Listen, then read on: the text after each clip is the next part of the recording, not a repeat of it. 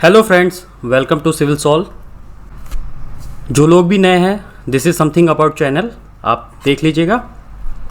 And currently we are providing these courses which are beneficial for given exams, you can see. And this is something about faculties, आप देख लीजिएगा। आइए lecture में आगे की ओर पढ़ते हैं।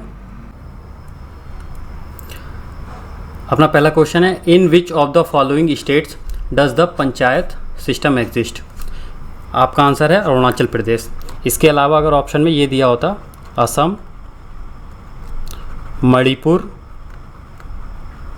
या त्रिपुरा, तो यहाँ पर भी पंचायती राज सिस्टम एग्जिस्ट होता है। ठीक है, तो यहाँ यहाँ यहाँ यहाँ। In which articles of the Indian constitution are the fundamental rights described. आपका आंसर है 12 से 35। पार्ट 3 में अंडर आर्टिकल 12 टू 35 12 से 35 तक आपके फंडामेंटल राइट्स को डिस्क्राइब किया गया है।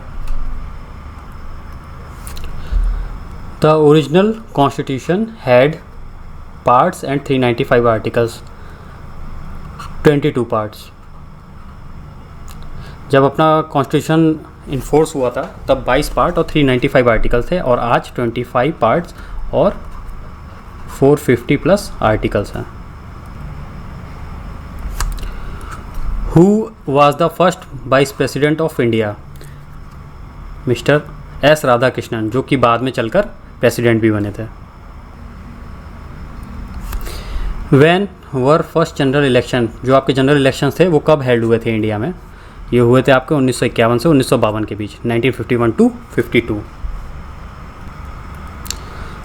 The first meeting of constitution assembly was held in.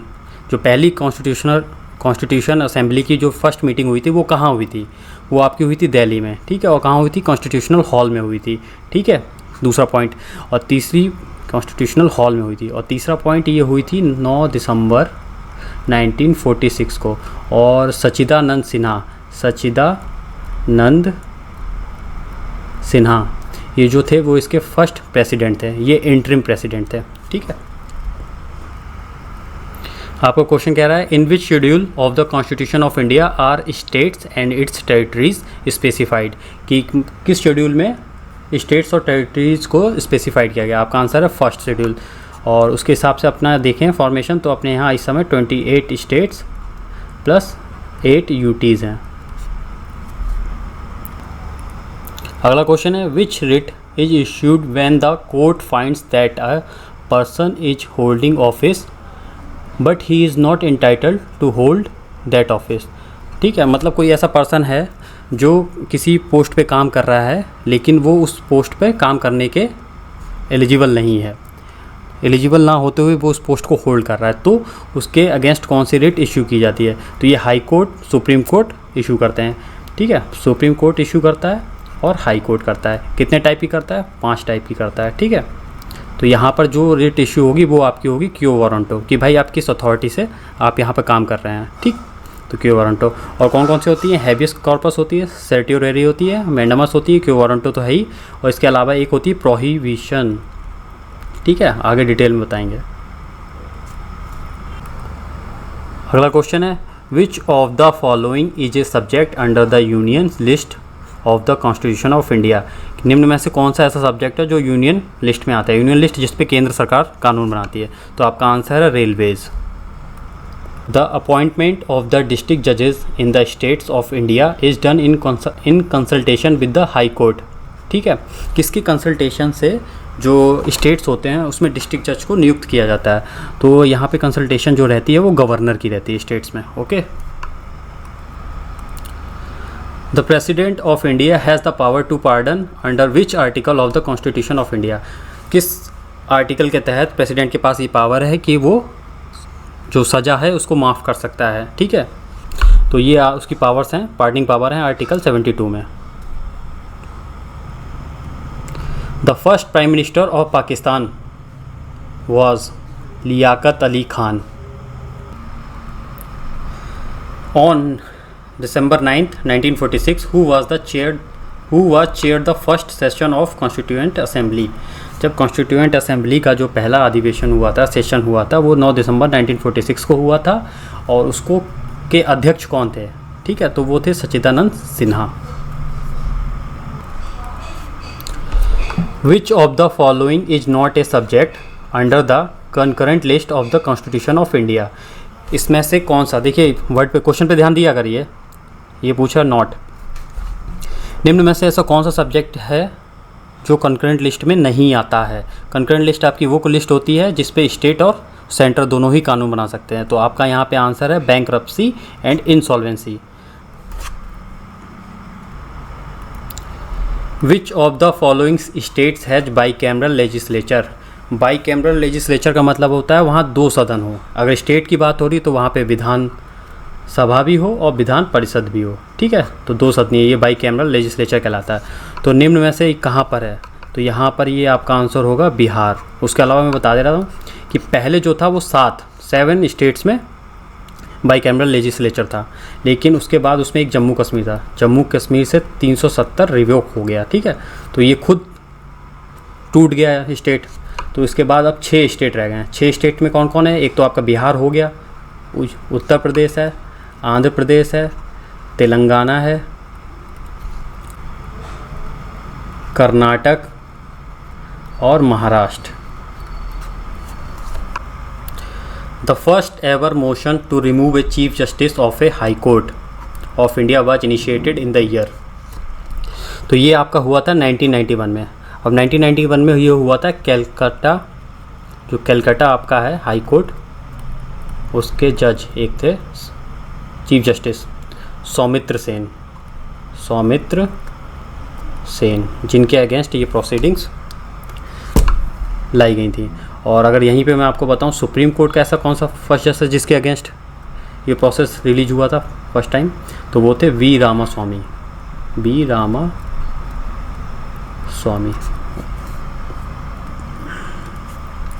The feature of parliamentary privilege of the Indian constitution was borrowed from. जो पार्लियामेंट्री प्रिविलेज है उनका प्रोविज़न किस कंट्री से लिया गया है, क्वेश्चन ये कह रहा है। तो ये हमारा लिया गया है ब्रिटेन से।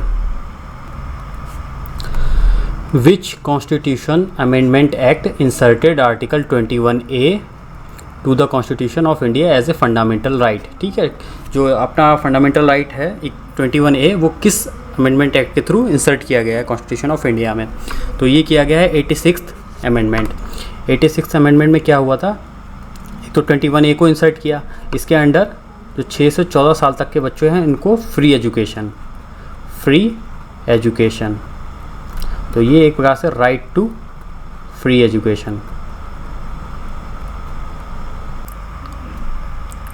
विच of the following articles of the constitution of India lays down the procedure for the removal of a जज of supreme court? Supreme court के जज को अगर रिमूव करना हो तो किस आर्टिकल के अंडर ये प्रोसेस होगी? तो ये आपकी होगी article 124। Presidents rule is mention in article, किस आर्टिकल में प्रेसिडेंट रूल का जिक्र किया गया है? तो ये है आपका आर्टिकल 356। 3 टाइप की इमरजेंसी अपने यहाँ लगती हैं। ठीक है, एक तो नेशनल इमरजेंसी, एक प्रेसिडेंट रूल, और तीसरा जो लगती है फाइनेंशियल इमरजेंसी। ये रहता है आपका 352, 356 और 360। Which of the following presidents of India did not hold the office of the vice president? निम्न में से ऐसा कौन सा प्रेसिडेंट है जिसने कभी वाइस प्रेसिडेंट की सीट को नहीं संभाला? आपका आंसर है ज्ञानी gel Singh. National integration council के संबंध में कौन सा स्टेटमेंट करेक्ट नहीं है? तो ये इट इज एक कॉन्स्टिट्यूशनल बॉडी, ये स्टेटमेंट जो है वो आपका गलत है, ये कॉन्स्टिट्यूशनल बॉडी नहीं है। निम्न में से कौन सी कॉन्स्टिट्यूशनल बॉडी नहीं है? National human rights commission NHRC, ये हमारी कॉन्स्टिट्यूशनल बॉडी नहीं है। कहीं भी कॉन्स्टिट्यूशन में इसका जिक्र पहले से ही मौजूद नहीं है। किस आर्टिकल के थ्रू प्रेसिडेंट फाइनेंशियल इमरजेंसी को इम्पोज करता है? आपका आंसर है A 360। 352 में नेशनल इमरजेंसी, 356 में प्रेसिडेंशियल रूल एंड 360 में आपकी है फाइनेंशियल इमरजेंसी। निम्न में से कौन सा फंडामेंटल राइट नहीं है? तो आपका करेक्ट आंसर है option B, free legal aid. ये एक DPSP है जो 39A, आर्टिकल 39A में मेंशन है। इसमें गरीब लोगों को सरकार हेल्प प्रोवाइड करती है। निम्न में से किसका संबंध रीऑर्गेनाइजेशन ऑफ स्टेट्स कमेटी से है? तो ये इसका संबंध आपका करेक्ट आंसर है ऑप्शन डी, SK धर। निम्न में से किसका संबंध दूसरी अनुसूची सेकंड शेड्यूल से है? तो आपका करेक्ट आंसर है option B, the controller and auditor general of India, जिसको कैग भी कहते हैं, article 148। The preamble of the Indian Constitution mentions 3 types of justice. Which one of the following is not including in it? आप यहाँ 3 type के justice को provide किया गया है प्रीएम्बल में, जिसको ESP भी बोलते हैं, इकोनॉमिकली, सोशल जस्टिस और पॉलिटिकल जस्टिस। तो आपका देखिए ये पूछ रहे हैं नॉट, नहीं इंक्लूड किया गया है, तो आपका करेक्ट आंसर है option A, cultural justice. As a president of India किसका सबसे कम टेन्योर रहा है, शॉर्टेस्ट टेन्योर? तो आपका करेक्ट आंसर है option D, doctor Zakir Hussain. निम्न में से कौन सी फंडामेंटल ड्यूटी नहीं है? तो आपका करेक्ट आंसर है टू ओबे ट्रैफिक रूल्स। ये आपकी फंडामेंटल ड्यूटी नहीं है। फंडामेंटल ड्यूटी आपके पार्ट 4A में मेंशन है, ठीक है, अंडर आर्टिकल 51A। ये हमारी 11 फंडामेंटल ड्यूटीज़ हैं। Under which schedule of the constitution of India is the list of official language found? आपका करेक्ट आंसर है 8th शेड्यूल में ऑफिशियल लैंग्वेज का जिक्र है। और अभी जो हमारे कॉन्स्टिट्यूशन में ऑफिशियल लैंग्वेज की संख्या है वो है आपकी 22, 14 + 8। 14 आपकी पहले से थी और 8 आपकी नई आई हैं। किस आर्टिकल के अंडर स्टेट गवर्नमेंट को ये पावर होती है कि वो ऑर्डिनेंस रिलीज कर सके? तो आपका करेक्ट आंसर है option C, article 213। State government का मतलब यहाँ पर गवर्नर से है। ऐसे ही सेंटर में अगर देखा जाए, ये स्टेट लेवल पे, अगर सेंटर में देखा जाए तो प्रेसिडेंट ऑफ इंडिया, तो वो किस आर्टिकल के अंडर ऑर्डिनेंस को रिलीज करते हैं, अध्यादेश जारी करते हैं? वो है आर्टिकल आपका 123। Council of states mean Rajya Sabha. Question में पूछ रहा है कि राज्यसभा का जो टेन्योर होता है, टर्म होता है, वो कितना होता है? तो आपका करेक्ट आंसर है ऑप्शन बी, 6 ईयर्स। और ये कभी डिज़ोल्व नहीं होती है, ठीक है। अगर क्वेश्चन आता है कि कौन सा डिज़ोल्व नहीं होता है कभी भी, तो राज्यसभा या काउंसिल ऑफ स्टेट्स कभी भी डिज़ोल्व नहीं होती है। निम्न में से कौन सा आपका एक DPSP नहीं है? तो आपका करेक्ट आंसर है option A, right to information. जो सूचना का अधिकार है RTI, वो आपका एक फंडामेंटल राइट है और ये आर्टिकल 19 में मेंशन है, freedom of expression and speech. तो आपका जो RTI हो गया वो एक फंडामेंटल राइट हो गया। निम्न में से कौन सा कथन सही नहीं है? देखिए, लोकसभा को लोअर हाउस बोलते हैं, राज्यसभा को अपर हाउस बोलते हैं, तो ये ठीक है आपका, कॉल द फर्स्ट हाउस। और जो आपका राज्यसभा होता है वो परमानेंट हाउस होता है। ये कभी मैंने बताया था ना कि डिज़ोल्व नहीं होता है। तो आपका जो करेक्ट आंसर है वो आपका है option C, Lok Sabha is a temporary house. ये आपका जो है वो गलत है। लोकसभा का कार्यकाल पूरा होने से पहले प्रेसिडेंट उसको डिसॉल्व कर सकते हैं, भंग कर सकते हैं, किसकी एडवाइस पे? और आपका करेक्ट आंसर है option D, on the advice of prime minister plus council of minister. ये भी अगर ऑप्शन में दिया हो दोनों एक साथ तब भी करेक्ट है, वरना PM तो आपका करेक्ट है ही। सार्वजनिक संस्थाओं के अगेंस्ट जो भी आम पब्लिक की शिकायतें रहती हैं उनकी सुनवाई के लिए लोकायुक्त, लोकपाल उनको नियुक्त किया जाता है, उनको अपॉइंट किया जाता है, जिनको ओम्बड्समैन मिलते हैं। तो इस ओम्बड्समैन का जो प्रोविज़न है वो किस कंट्री से लिया गया है? आपका करेक्ट आंसर है ऑप्शन सी, स्वीडन। निम्न में से किस स्टेट का राज्यसभा में सबसे अधिक रिप्रेजेंटेशन है? तो आपका करेक्ट आंसर है ऑप्शन ए, उत्तर प्रदेश। 31 सीट्स रिप्रेजेंट करती है ये राज्यसभा में। और यहाँ पे एक चीज़ और बताना चाहूँगा मैं आपको, जो नॉर्थ ईस्ट अपने स्टेट्स हैं ना, नॉर्थ ईस्ट स्टेट्स जिनको 7 सिस्टर्स भी बोला जाता है, 7 सिस्टर्स, उसमें बस आप असम को ध्यान रखिए रहिए।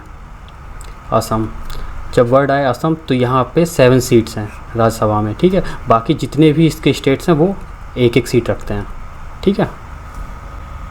निम्न में से कौन डिसाइड करता है कि कोई बिल मनी बिल है या नहीं है? ये डिसाइड करते हैं आपके ऑप्शन सी, लोकसभा स्पीकर, ठीक है। तो आपका करेक्ट ऑप्शन है सी।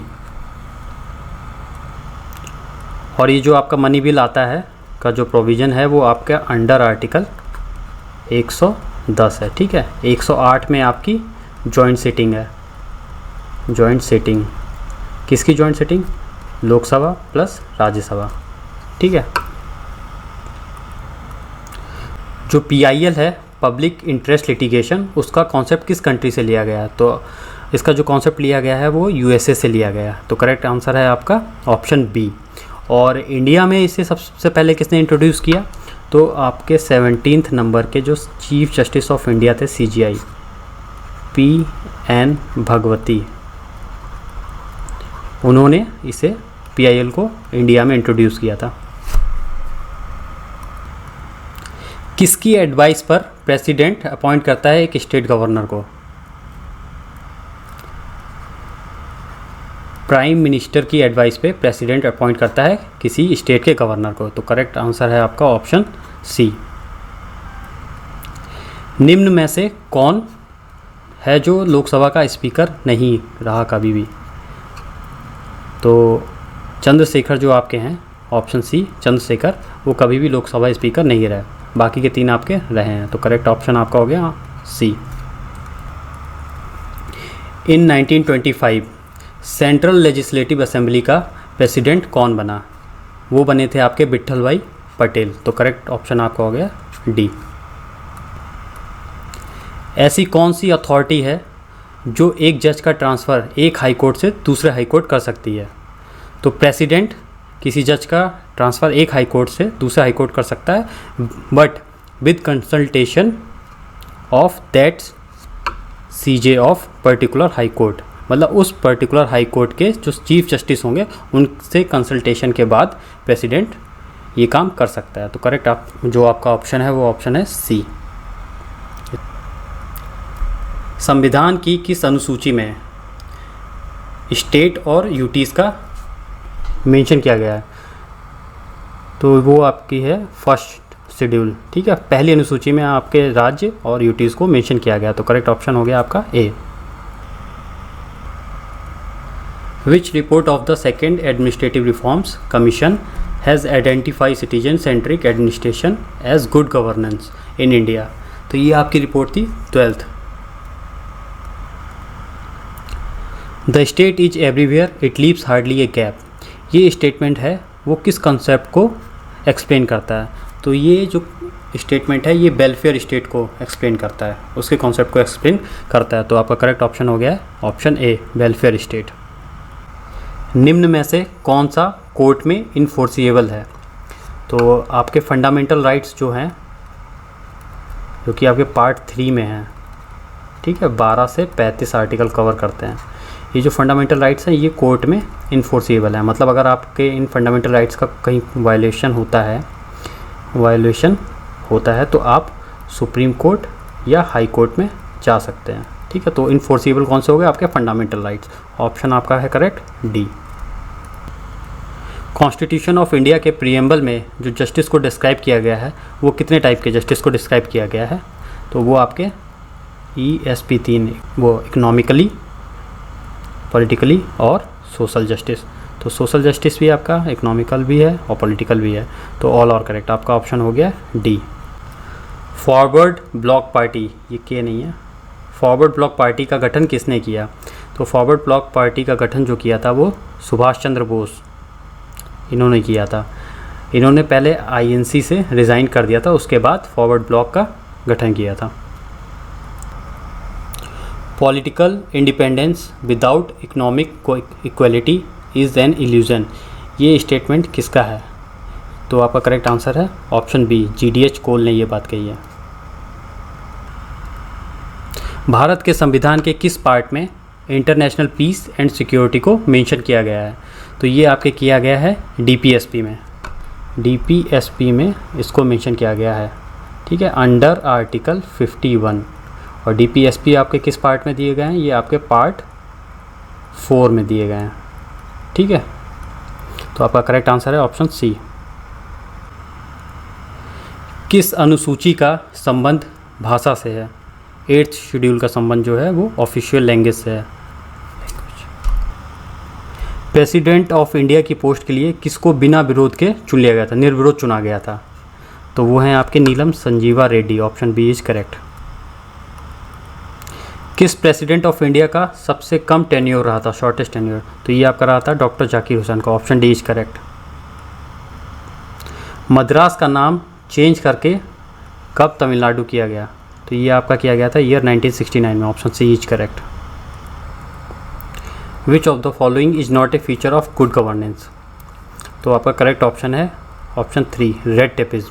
रेड टेपिज्म एक ईडियम है, फ्रेज है, जिसका हिंदी में मीन है लाल फीताशाही। लाल फीताशाही का मतलब होता है कि जैसे कुछ रूल्स इतने स्ट्रिक्ट हो जाते हैं कि जिनकी वजह से जो काम होता है वो पेंडिंग हो जाता है, तो इसीलिए उनको बोलते हैं कि वो फाइलों के बीच में दब गया, काम इतना पेंडिंग हो गया, इतना स्ट्रिक्ट हो गया कि डिले हो रहे हैं डिसीजन उनसे रिलेटेड। तो सरकारी दफ्तरों में ये अधिकतर होता है, तो ये गुड गवर्नेंस का सिंबल नहीं है। Who rejected the principles of administration as myths and proverbs? ये है आपका Herbert Simon, correct option 3। Second schedule का संबंध किससे है? तो ये है आपका salaries of important officials. Second schedule में मैंने आपसे कहा था 2 वर्ड आ रहा है ना सेकंड नंबर की, सेकंड शेड्यूल, तो 2 वर्ड ध्यान रखिएगा, सैलरी एंड इमोल्यूमेंट्स। इमोल्यूमेंट्स यानी कि वेतन और भत्ते, ठीक है। तो ये है आपका करेक्ट आंसर। सिंगल सिटीजनशिप का जो कॉन्सेप्ट है वो किस कंट्री से लिया गया है भारतीय संविधान में? तो ये लिया गया है इंग्लैंड से, करेक्ट ऑप्शन है आपका 4। किस अमेंडमेंट के अंतर्गत भारतीय संविधान का जो ट्रांसलेशन है वो हिंदी में किया गया है? इस क्वेश्चन का मीन ये है, तो ये आपका किया गया है 58 अमेंडमेंट 1987 से, करेक्ट ऑप्शन आपका 2। लेजिस्लेचर का मेन फंक्शन या इम्पोर्टेंट फंक्शन क्या होता है? तो लेजिस्लेचर का मेन फंक्शन होता है वो होता है मेकिंग लॉज, कानून बनाना, तो ऑप्शन 2 आपका करेक्ट है। देखिए 3 पिलर होते हैं ना, 3 पिलर बोलते हैं ना पॉलिटी में। एक हो गया आपका लेजिस्लेचर, और दूसरा हो गया आपका जुडिशरी, और तीसरा हो गया आपका एग्जीक्यूटिव, ठीक है। तो लेजिस्लेचर क्या करती है, कानून बनाती है। एग्जीक्यूटिव क्या करते हैं, उनको इम्प्लीमेंट करवाते हैं। जुडिशरी क्या करती है, उसको रिव्यू करती है, देखती है वो वैलिड है कि नहीं है, मतलब इम्प्लाई होगा सही से नहीं होगा, इस तरीके से।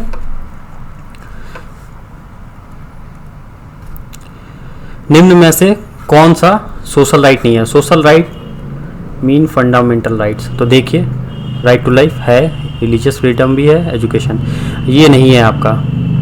इन्होंने पूछा ना कौन सा नहीं है, तो राइट टू वोट, क्यों? क्योंकि ये एक आपका लीगल राइट है, लीगल राइट।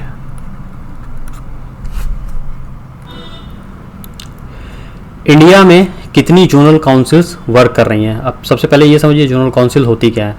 एक्चुअली जो जितने भी अपना जो 28 स्टेट्स प्लस 8 यूटी से जो अपना इंडिया बना हुआ है ना, तो उसमें कुछ डिवीज़न किया गया है। जैसे देखिए इंडिया के मैप पे देखते हैं, ईस्ट, वेस्ट, नॉर्थ, साउथ, और एक ये बाद में आया आपका नॉर्थ ईस्ट, नॉर्थ ईस्ट, ठीक है। तो एक जोन आपका ये हो गया, एक ये हो गया, एक ये हो गया, एक ये हो गया, और एक आपका ये रहता है सेंट्रल, ठीक है। तो लेटेस्ट जो है वो आपका ये वाला है। तो तो 1 2 3 4 5 और 6, तो आपका आंसर हो गया 6। ठीक है, ऑप्शन आपका 3 करेक्ट है।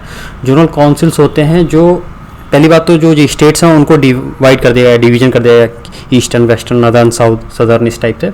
तो उनका जो कॉमन इंटरेस्ट रहता है जिस पर चीज़ें मतलब बनाई जाएँ, इस तरीके से जो कॉमन इंटरेस्ट रहता है उस पर वर्क करने के लिए ये जोनल काउंसिल्स बनाई गई थी। ठीक है,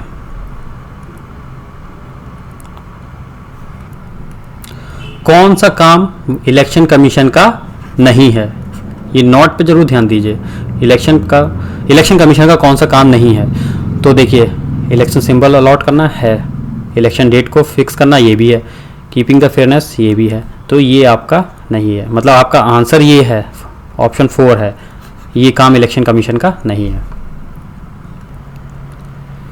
which of the following states has bicameral legislature? Bicameral मतलब 2 सदनीय, बता चुका हूँ, जैसे लोकसभा, राज्यसभा, विधान सभा और विधान परिषद, ये सेंटर में, ये स्टेट्स में। ठीक है, तो ये आपका बाईकैमरल लेजिस्लेचर है जो वो है आपका महाराष्ट्र में, तो ऑप्शन 3 इज करेक्ट।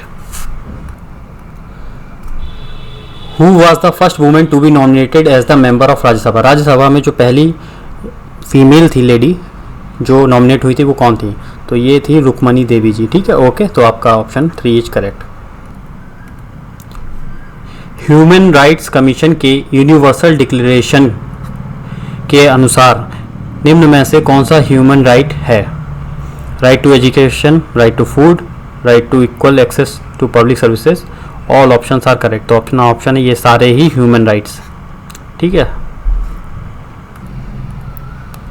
निम्न में से कौन सा मेंबर कॉन्स्टिट्यूएंट असेंबली का नहीं था? देखिए नोट पे ध्यान दीजिए, कौन नहीं था पूछा है, तो आपके जो महात्मा गांधी थे वो इसके मेंबर नहीं थे, तो option 1 is correct. Which of the following describes India as a secular state? निम्न में से कौन सा ऐसा है जो इंडिया को सेकुलर स्टेट बताता है? तो देखिए जहाँ ये वर्ड आपको मिलेगा पूरे कॉन्स्टिट्यूशन में वहीं पर, तो ये आपको मिलता है प्रीएम्बल में। तो प्रीएम्बल डिस्क्राइब करती है कि इंडिया जो है वो एक सेकुलर स्टेट है। ठीक है, तो option 2 is correct. Single citizenship का जो प्रोविजन है वो किस कंट्री से लिया गया? ये आपका इंग्लैंड से लिया है, रिपीटेड क्वेश्चन है। इस टाइप के क्वेश्चंस थोड़े टफ रहते हैं, तो अब कुछ पेपर में कुछ क्वेश्चंस होते ही हैं छोड़ने के लिए, तो ज़रूरी नहीं है, अगर आपको आता है तो अडॉप्ट करिए, अदर अटैम्प्ट करिए, अदरवाइज छोड़ दीजिए। चलिए यहाँ तो ये प्रीवियस ईयर का हम कर रहे हैं तो बताता हूँ आपको। ये कह रहे हैं कि जो प्लूरलिस्ट थ्योरी ऑफ सॉवरेनिटी है वो इम्फेसाइज करती है, किसकी इंपॉर्टेंस को दिखाती है, मतलब किसकी, ये जो थ्योरी है आपकी वो किस पे अप्लाई होती है, किस पे इम्प्लीमेंट होती है? तो ये होती है आपकी एसोसिएशन के लिए फिट बैठती है। ठीक है, जुडिशियल रिव्यू का जो सिस्टम लिया गया है वो कहाँ से लिया गया है? तो ये लिया गया है आपका यूएसए से।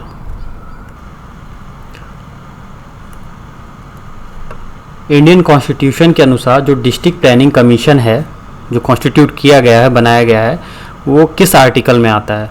तो ये आपका आता है, देखिए कितना क्लोज आंसर दिया है। पहली बात तो ये 243 है। ठीक है, 243 है, तो देखिए ये दिया हुआ है आपको, और चैट डी है, तो आपका आंसर जो है वो ये है, option 1।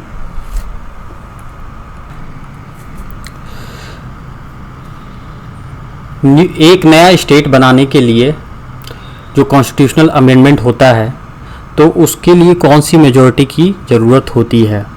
Which kind of majority is required for constitutional amendment in forming a new state? अगर नया स्टेट आपको बनाना है तो ये आपको सिंपल मेजॉरिटी चाहिए होती है। ठीक है, सिंपल मेजॉरिटी, तो आपका आंसर है ऑप्शन 1। ठीक है, और ये आपका आता है अंडर आर्टिकल 3, अंडर आर्टिकल 3 और part 1, creation of new state. ऐसा कौन सा गवर्नमेंट ऑफिसर है जो किसी भी पार्लियामेंट, मतलब लोकसभा राज्यसभा दोनों, पार्लियामेंट का मेंबर नहीं होता है बट वो उसमें पार्ट ले सकता है उसकी प्रोसीडिंग्स में? Has the right to take part in the proceedings of parliament, मतलब उसमें जाके बैठ सकता है, संसद में जाके बैठ सकता है, लेकिन वहाँ का मेंबर नहीं है। तो ये आपका होता है attorney general of India, AGI, under article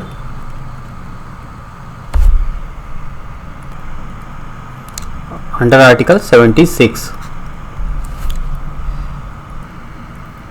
ये जो कॉन्स्टिट्यूशन नाम का कॉन्सेप्ट है या चीज़ है, ये सबसे पहले कौन सी कंट्री लेके आई थी, ये किस में ओरिजिनेट हुआ है, तो ये आपका हुआ है ब्रिटेन में। Option 3 is correct.